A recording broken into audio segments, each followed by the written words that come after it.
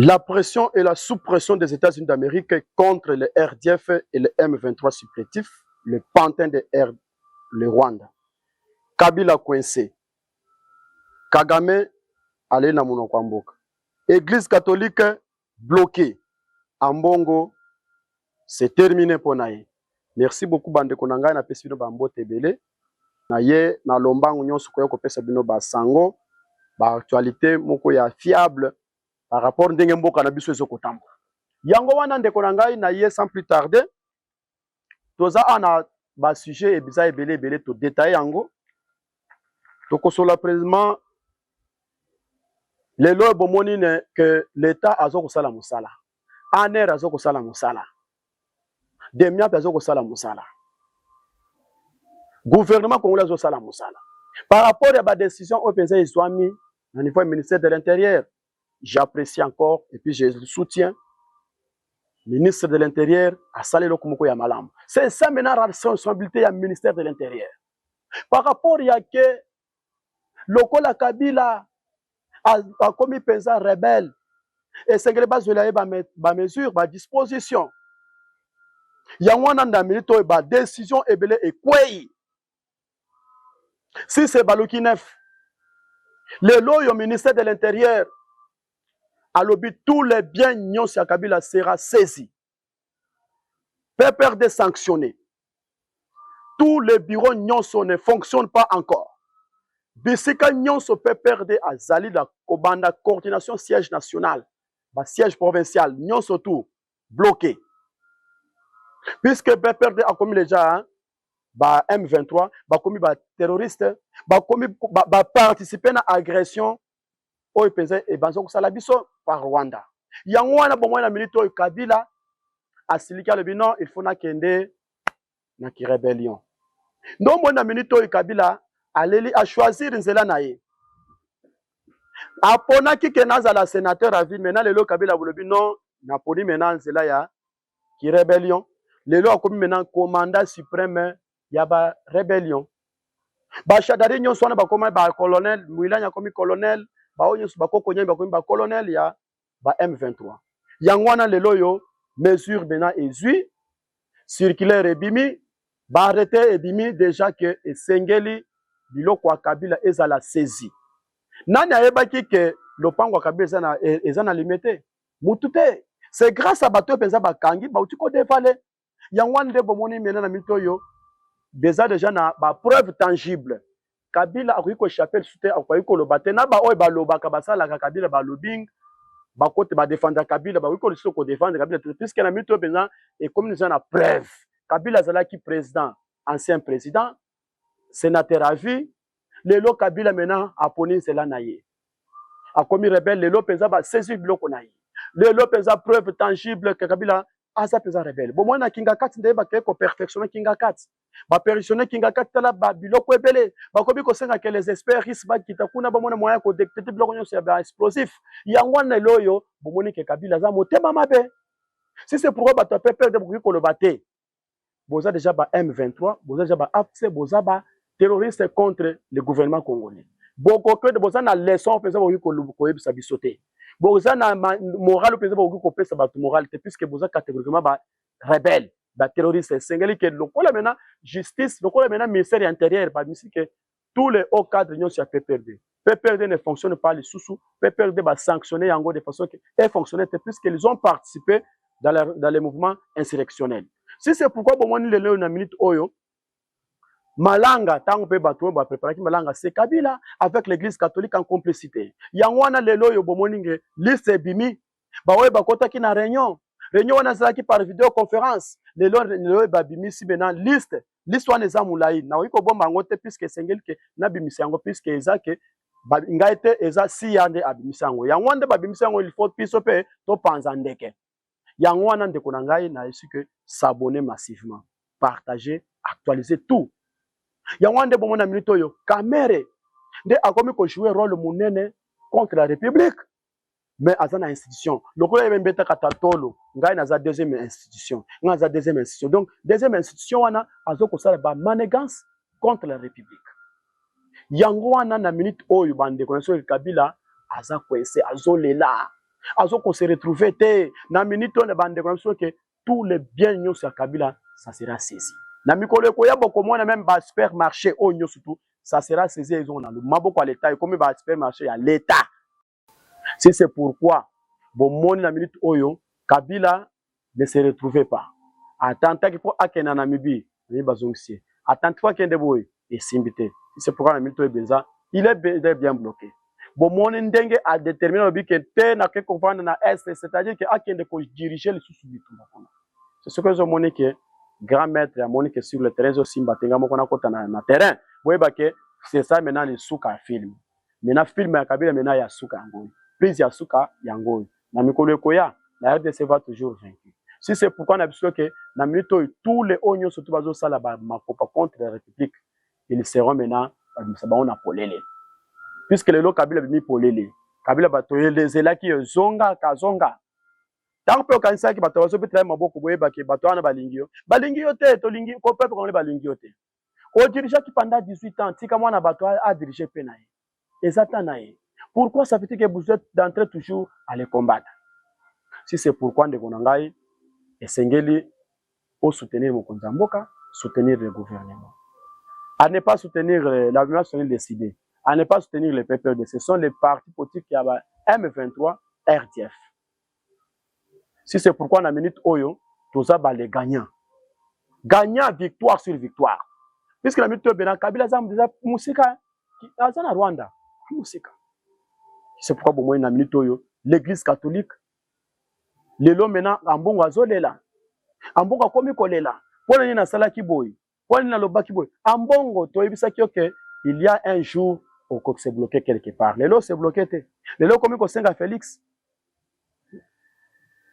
Le lot comme il Félix qui a signé lettre il y a que Woba accepté par rapport à la candidature candidature il y a pas et ko simbate kende na Rwanda kende ko apprécier na gouvernement rwandais ba soutenir yo mute ba yo na tinda mute ba ke na Rwanda Kagame soutenir yo mais kuna besoin de fisque signature ya Congo qui doit signer à la place de président mutu te bandeko bomoni ke ambongo asuki ambongo c'est lui qui est le meneur. Il y a trouble dans notre pays. Ambongo abundi si pesa gouvernement mokonja mboka makasi. Akoti ba infiltrer bisika nyonso. Maintenant le ambongo s'est retrouvé devant un morceau d'île. Bosakanaka. Bosakanaka. Ambongo bloqué.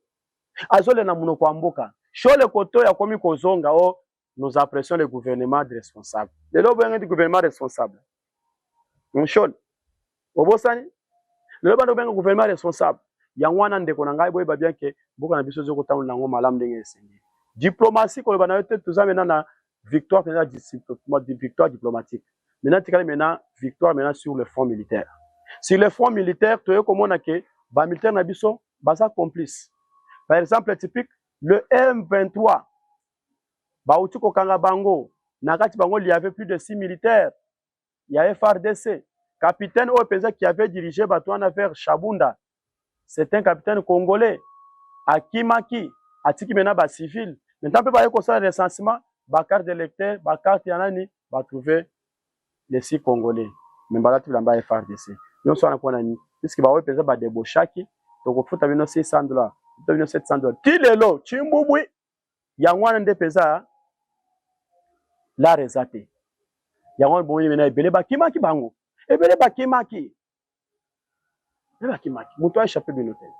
Si c'est pourquoi la minute oyo depuis Ngomo na Kamanyola kutu Mobimba, Momosho, tous les cités nyonso sont déjà sous contrat avec Wazalendo. Uvira na au plateau Uvira, le Wazalendo va outiko capturer plus de 52 militaires RDF, ba neutraliser 42. 52 wana bake ko tshaba na baboloko. Na boloko afa basamba ba auditionnaki bango. Quel est votre objectif? Ezalaki ke ba détruire Uvira, ezalaki ke ba mona moyen ya ko vanda de façon que ba banda ko boma ba population, ba rwandais ba banda ko kota. Maintenant, lelo si c'est baluki neuf. Ezabongo subongote. C'est pourquoi na minute Jowana alobi ke lokola Congo bazana facilité ya côté kama mbabele na bango ya wana to profitaki. Ba corrompre plusieurs chefs de village, ba corrompre plusieurs chefs de localité. deux ba chef du village bozo banganini bozo banganini yango nde do montré maintenant le lot mené zaki offensive moko ya makasi une grande offensive ya makasi na niveau ya Bukavu lokola William ya kotumba ye moko akitimena sur le terrain azaja na nyange za plein na Bukavu Mike Foka kutu kolobate tout aux alentours nyonso ya territoire ya Kabare Kaleye Kavumu nyonso wana eza tout sous contre ba wasalendo yango wana bisika ozali bete wazali maboko makasi bete la FARDC makasi parce que musala zo kosalema malamu muto akosa yote yaya muto akosa na yote na minute oyo bangoma bazoko kolobate ngoma zoko kolobate bazoko se retrouver te si c'est pourquoi bazoko koloka ba manigance ya bango nyonso ba mona moyen ya ko bloquer maintenant ça ce n'est pas ça ce n'est pas ça maintenant situation sécurité na minute na mission que situation sécurité ya makasi par contre la Belgique maintenant va bloquer maintenant le M23. Ils ont placé leur matériel sophistiqué. Oui, Belgique a sololi. A sololi na banoko penza ba sololi. Ils ont placé leur matériel sophistiqué. Yangondo moni ma matériel wanante ils ont détecté tout. Nyonso na bangwana.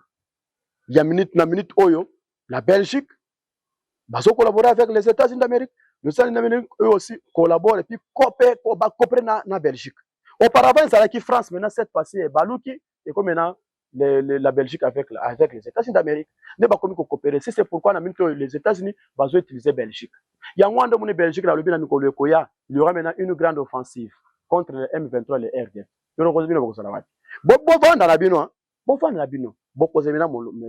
Puisque le président Félix, pendant que nous avons fait malembe, alinga ke na ngombangu mbangu, c'est pourquoi tant pas que mon natie na réussir.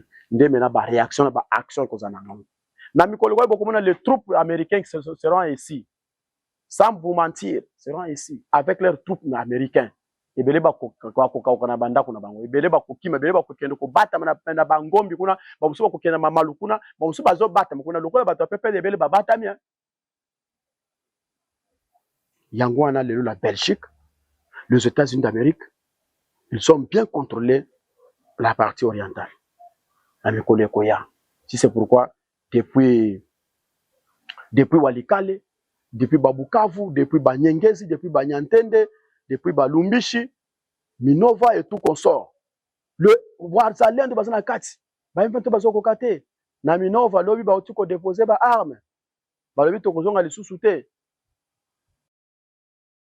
Yangwana bande konanga bino bozon le webo bimate. Etali bino, Wazalendo azoko takaka, azoko tumba bino makasi.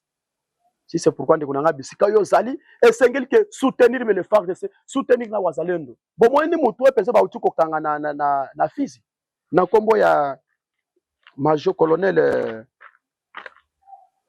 Juvenal Wimbirigo général Wimbirigo bakanga qui est depuis au plateau ya Uvira va capturer plusieurs et puis plusieurs neutralisés neutraliser plusieurs M23 donc c'est-à-dire Koboma c'est-à-dire neutraliser dans le France na lingal za Koboma babomi neutraliser babomi ebele va capturer mususu ebele parmi ba mususu wana balobi nini balobi ke Kagame na Museveni ba bisaki biso ke Rwanda des Zamboka na biso te Rwanda des Zamboka ya Bautu si c'est pourquoi les loyo batuti ebele bazana kati ya Congo les autres personnes président Félix c'est raison. Président Félix a lobby que mboka si déjà te kama na ngo kala bino bobani bobasele ba débattre tina bino n'importe où n'importe quoi. Les lots maintenant bo pesi mo ba muso ko président Félix c'est raison. Les lots Kabila bino banana ba te Kabila kozonga na terroriste. Le Kabila zonga na terroriste c'est-à-dire que le terrain comme Mubulu là il faut dans sur le terrain. Mais na Kabila comme sur le terrain ha Akimi yaka les choses Kabila. Ba che ba drone partout. Azonga ce soir. Ce qui est à moi mobile azonga na Goma. Azonga na ngoya. Yangwana ba pikete senaye, yangwana le Kabila abimi parmi bato pa ko kangama. Na sous sanction États-Unis d'Amérique. Donc il y a un troisième point. Troisième point, plan d'attaque. Il y a président Félix depuis le 11 2023. Bande. Bon mon ndenge tozolo de la Vital Kamerhe za pamba tozo na raison de tozolo de Vital Kamerhe. Vital Kamerhe a traité monene. Parmi nous, Vital Kamerhe il est manifesté par son petit frère. son petit frère wana c'est Kabila na mobi rebelle. Juvenal alobi nini? Juvenal alobi que Rwanda eza pays na biso te. Eza pays ya bautu. Esengeli bino boza na Congo de façon que bapesa bino mabele. Mbele ba kusanga epa nani? O mabele na biso batekela biso mabele église catholique na Kabila. Esengeli toko tala ngombe na par force. Kabila ye wana bokende pa Kabila. Alukela bino nani? C'est pourquoi bazoni bomaki bango bazonda kota tina ferme ya Kabila. Ba récupérer plusieurs armes, plusieurs munitions. Nyonso ane zoki na compte ya bazalendo. Maintenant na minute oyo Joana alobinini. Alobi toponaki deux pays. Tonaki deux pays Tanzanie na RDC. Mais lokola Tanzanie bazali makasi na corruption. Ba oyi ko corrompre bango te. Yangwando monaki Tanzania benganaki ba M23. Ba yemba la moko na Sud Kivu na Nord Kivu. Mbala moko nde bomoni mena pamoni peza ba kiti yangwando moni nani Rwanda wana lobini alobi que la RDC basa toujours corrompu ba corrompre bango par rapport que bango baza na faiblesse en moyennant ya mbongo ba pesi bango ba mbongo yangwana baza na facilité à koteka mabele. Si c'est pourquoi nous les Congolais nous avons raison ya keke et sengeli que to soutenir ba wazalendo. Puisque chance ya wazalendo na biso basali moyen nyonso offensif, défensif, tout wazalendo. Bazolemba te. Yangwana to sengi gouvernement. Soki bitumba oyo esili vraiment bozwa bazali na environnement en vigueur. Bocha général William akutumatika la général ya FARDC. Yango wana bande kuna ngai na Sud Kivu penza et wazali baza toujours incomparable même le FARDC. Ba tout quand même le FARDC na kata ba M23. Mais bazo sala en bazo sala en faveur ya babandi. Maintenant na minute oyo bandeko balobi plan ya ndenge bakotaki na réunion depuis 2023. Depuis 2023. Depuis 2023, basala pour moi mon moyen de déstabiliser le président Félix. Et n'a pas raté. Dossier à Christian Malanga. FARDC, vous savez qu'il y a des maki Malanga. Vous savez qu'il est capable de kokangaye pour établir la vérité. Mais le lokola maki, vous savez qu'il se souvient, mais le vérité bandé bimi. Vérité bimi wapi? Nani abimisi vérité.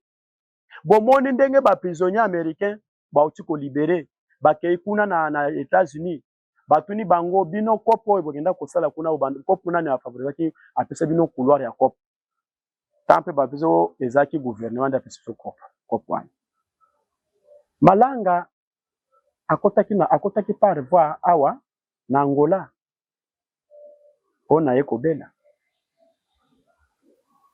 Zoka azalaki déjà bien préparé.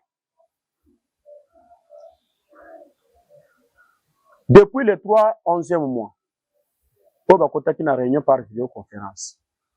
Parmi bateaux et bazalaki pour la conspiration à coup d'État manqué le 10 avril 2024 avec Christian Malanga. Na lo bate bande kunangai. Bon permettre ngai. Puisque quoi papa journaliste ko lo bate tout ça. Na lo bate. Yango wana na memili bino. Bozo ababik na bino bonote. Batu o esengeli bakangama. Service bozo kolanda ngai esengeli batu bakangama. Suivi eza attaque. O bakota ki na réunion. Pour un coup d'état manqué, il y a chef de l'État. Le 10 avril 2024, coup d'état manqué par Christian Malanga. Tozana Monisco. Tozana Siamu Amani Njai. Bon otaka. Monisco avec les agents. Siamu Amani Njai. Tozana Samuni Ikamvu Kanga. Samuni Ikamvu Kanga. Muyumba Francine. Kabila Kabange Joseph. Banza Dani. Sama Lokonde Jean-Michel. Christophe Baseane Nanga. Général Frank Tumba. Général Amisi. John Numbi. Enene Muilanya. Ennemi Muilanya. Neyemi Muilanya. Pas ennemi. Neyemi Mwilanya, Azarias Ruberwa, Didier Kamere, Zoé Kabila, Ange Kagame, Emmanuel Shadai. Batu oyo bakende baza plus de 18 personnes. Babimisaki ndenge nini? Bomoni ba prisonnier oyo babimisaki ba américain. Mwana malanga na 2 américains baza nationalité israélienne. Maintenant tant que bakomaki kuna batuni bango kopo wana bosalaki ndenge nini? Kopo wana bakendaki balobi kopo wana tokolaboraki na batu ya kati ya gouvernement. Bakomisaki kuna na Congo ndenge nini? Alebi bo permettre ngai na ke na Israël nazwa disque wana ya nango na tia nango boye babato basalaki. Batindaki garçon na ke na Israël azui disque wana batie ko tiamba na moko bala mo bomoni mena baonyo na cité oyo ba participaki na ba vidéo conférence. Ba na vidéo conférence. Yango oyo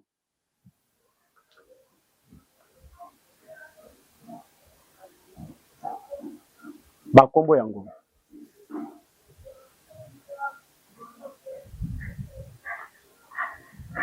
bapassé na banyeron de vidéoconférence bazo collaborer bazo ko préparer malanga si c'est pourquoi malanga tant pa yaki a raté ndako ya liboso il faut kende bakende ko visiter Kamere ndako ya liboso ba visiter Kamere faut bien comprendre maintenant ba dossier au Vital Kamere azangi te azali son petit frère azanani c'est Vital Kamere lui-même. Maintenant parmi les institutions Kamere pèse, c'est deuxième institutionnel. Maintenant, pourquoi Kamere a la complicité contre la République? Yango wana nous condamnons même maître avocat de la République Nyabiringu. Nyabiringu commence à dire que tu es avocat de la République, tu défends un moyibi moko boye, il y a M23 na kombo ya matata poni. Sur base de quoi? Yebi sangay. Sur base de quoi? Maintenant yango yo maintenant na minute oyo ba M23 ebele bazo kolela. Bo matisaki mapeka na binoti.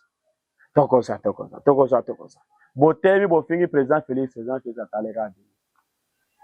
Bokolo bana binoti ndenge bokone. Tokoza ngate. Président Félix azwa kimboka oyo atia na maboko ya Nzambe asengi Nzambe. Asengi Nzambe kiti sangu ya na yo. Zwa kiti oyo. Yo vanda la place na ngai. Bundela ngai makambo nyonso oyo tu limbisa bawe basalaki mabe mena lelo oyo ba comprenaki te prière ya Félix Nzamba ekwei ba makopa nyonso yesu bazosala ya kilikili nyonso ezokende enfin yango wana lelo oyo bitumba nyonso bazokoma bazokota ezokobundisila ye yango wana nde eloko ezolongisa ye si c'est pourquoi na minute oyo bandeko bato ya Kabila même Kagame bato nyonso ba toutes les réunions nyonso bazosala ba réunion machiavélique ezokende na mai yango wana ndeko na ngai si c'est pourquoi na yaki na lombangu a pour na pesa ba information ba actualité na sengi o s'abonner massivement bo partager les liens bo partager ebele partager les mutu mususu na ko partager yango wana sengi population congolaise tous à la très vigilant bo longola mena distraction moment auto kenza moment ya virage ya suka Kabila amata akita. Nous sommes déjà les vainqueurs. Kabila Amata Akita va poursuivre maintenant là sur la justice puisque va preuve déjà Yangoy.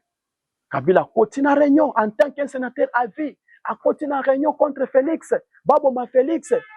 Ce n'est pas jamais vu. C'est confirmé pour le déploiement de troupes militaires Blackwater. Par rapport, il y a accord au PZ signé avec les États-Unis d'Amérique. Na minute oyo na bisino que les États-Unis d'Amérique se sont bien déterminés pour le déploiement de leurs troupes militaires au sol congolais pour bon moyen ko traquer maintenant ba M23 na ba RDF par rapport ya que le RDF M23 Rwanda a appliqué des accords résolution 2773 a appliqué en côté yango de mouni maintenant les États-Unis d'Amérique ont pu maintenant pris la décision et la détermination de façon que il faut envoyer leurs troupes ici au sol congolais. Troupes wana bazo bengango Blackwater. Déploiement wana ekozala de façon que bamone moyen ko éradiquer les M23 na ba RDF. Puisque lokola maintenant les États-Unis bango bazalaka na morale moko oyo koyeba bango te. Maintenant na minute oyo Maison Blanche atindaki Mossad bolos. Aye awa. Asalaki ba makambo nyonso tu esolonamaki awa. Ba accord nyonso lekaki direct. Nyonso. Bakei Uganda, bakei Kenya, bakei Rwanda. Bayebisi Kenya, papa tika ko soutenir M23 te. Tomoni parmi batu oyo bazo soutenir M23, yo pe ozana kati. Osali accord ya kosomba ba minere na kati ya sol congolais. Yo pe yo ke kosala accord na ba M23. Ba terroriste banda ko ba minere, yo banda kosomba minere na kati ya nsima na ba. Esala makate longola maboko na yo na Congo. Lelo William Ruto est accusé. Na Kenya s'est divisé. Kenya s'est divisé. Ba uti ko accusé William Ruto est d'être derrière. Makamyo sala na est. Akei Rwanda, ABC Rwanda, il n'y avait pas même makambo négociation, discussion. Jamais. Papa, respectez l'accord. Respectez résolution 2773, il y a Conseil de sécurité des Nations Unies. Le Goula Batna Union M23 RDF Basanini, Balongwa. Maintenant, le Kola Kagame a été kitetites, aye kozwa leki naye, noko naye, non, yo faut zalawana comme à la tête, ngai pensana ko sala ko na kolongwa, mais yo zalawana. Maintenant, le Kola bango bazo appliquer accord wana te, bazo appliquer processus 2773 te, yango les États-Unis d'Amérique ont pris maintenant la décision d'envoyer leurs troupes aussi au sol congolais. Blackwater. Baïkoya na ba munitions na ba déjà ba kiti déjà il y a déjà 2-3 avions et ils quitté dans le sol congolais. Baïkotika leurs munitions et leurs troupes. Le premier mai ça sera descente na bango. Mais équipe d'avance et renseignement na bango ils ont déjà en Kinshasa. Bayena ba drone na bango des drones américaines. Ya bandenge na ndenge. Et ndenge na ndenge bayena ba drone nyonso. Il y a des missiles, il y a des anti-solaires, et tout, et bazana baïbaï, et beloyo, balobi, et ça confirmé pour le déploiement de troupes américaines Blackwater. Il y a un président Trump, a aussi consolé agence, il y a Eric Prince, va conclure maintenant accord, où Salamaki, la RDC et les États-Unis d'Amérique, pour être bango baya ko sécuriser tous les zones minières, nyonso, et ça a 145 territoires, yambo canabiso. Si c'est pourquoi les Wagner, Blackwater. Et ça batu oyo 2017 au mona kindenge Irak et Ninganaki. C'était bangonde batiangi leur troupes en Irak. Saddam Hussein a kufa. Bangonde basaki moyen so kosala. Si c'est pourquoi Donald Trump a joué leur troupes wana, ba signé ba accord pour ba ya ko mona moyen sécuriser. Yangwana ndo moni batu wana nde bakuya ko traquer mena biskani so ba M23 bazali ba M23 bazali. Ako contrôler bango ata bomba ata obongoli mo obongoli olongoli teni na yo okomi civil bako kanga yo bazo détecter ndo moni batu oyo menande ba ko découvrir ndenge batu bazo sala ba complicité contre le président Félix. Bon déjà liste o penza ebimi eza molai liste eza molai baza ebele ngana ebisa bino ke Kabila c'est un Rwandais. Batebele bazo finga biso. Kabila est compté parmi eux là. Tango même ba onyo sto basaka nakati kuna. Ce sont les Katangais. Tant peu ba Katangais ba bando ba gera kimboka mutu moko te banda ko bonisa bango te. Bena ba moni que un fils du pays a dû gérer mboka yangwana ba koti na ba makopa na bango ba boma. Mboko mona ete mboka o etikala na maboko ya Nzambe.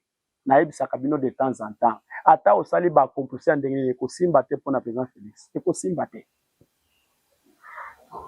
Assemblée ki awo alamuki ache Nzambe vanda kamba mboka oyo nazoko kananga te bundisa ba oyo nyonso bazobundisa Congo limbisa ba oyo bazobundisa Congo omuyoki mutu mutu asali losa moko ya makasi Nzambe limbisa ba oyo basalaki yo mabe pona Congo oyo bandeko après ko limbisa Nzambe alozwa nini kanda ya Nzambe. Et c'est pourquoi na minute oyo Kagame oyebake kanda ya Nzambe c'est déjà ebandi obomitro na Congo to sambeli amakasi Nzambe asonga biso na Nzambe atindeli biso président Félix nde muto oyo azosunga biso à travers lui Congo ekobonga à travers lui Congo kikengile boso à travers lui makambo nyonso tu ekosila puisque tant que les Américains bakoya awo aponi nzela na ye moto na moto azoponaka nzela na ye lelo aponi nzela ya kotikala rebelle est-ce que yo kokoka osaka na Félix aza grand yanke yango wana apesi bino bandeko na biso nyonso boza na este bandeko nyonso boza partout na pesi bino bambote ebele bosabone massivement nakanisi ke oyo mena na bemelaki bino yango oyo eza ngai mwana mboka wazalendo naye kopesa bino baactualité de façon ke bopanza yango batraite bango na cité te batraite caméra zangaka te aza toujours pas dossier ebele aza toujours maintenant comment justice comment vous les gardez jusqu'à présent c'est ça le moment yango preuve yango wana ya partager parce que vous avez na pesi bino merci ba vous avez direct na pesi bino merci beaucoup bo panza basango partout ailleurs ezanga yo bino les gens azalendo je dis et merci